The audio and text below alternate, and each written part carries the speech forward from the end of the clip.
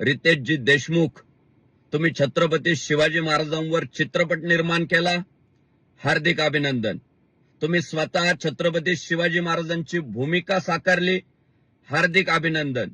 चित्रपटाच्या माध्यमातून करोडो रुपये कमवलेत, हार्दिक अभिनंदन.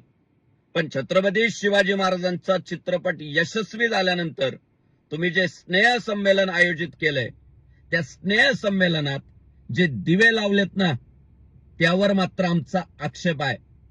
कदाचित तुम्ही मद्यधुंदावस्थेत असाल, त्यामुळे तुम्हाला आठवत नसेल. तर बघा,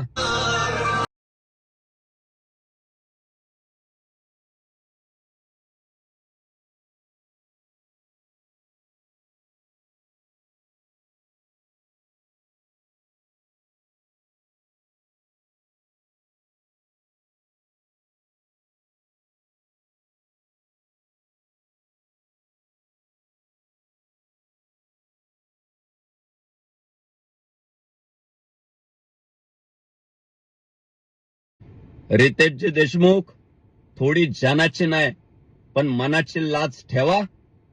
अहो, नुकतीच तुम्ही छत्रपती शिवाजी महाराजांची भूमिका साकारली आहे. महाराष्ट्र अजून त्यातून बाहेर आलेला नाही.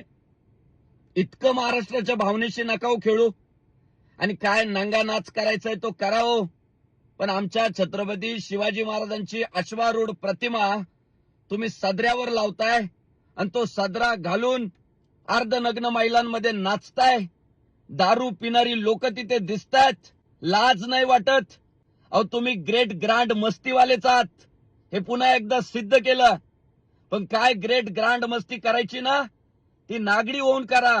पण आमच्या छत्रपती शिवाजी महाराजांच्या प्रतिमा सदऱ्यावर छापून छत्रपती शिवाजी महाराजांचा अपमान करू नका.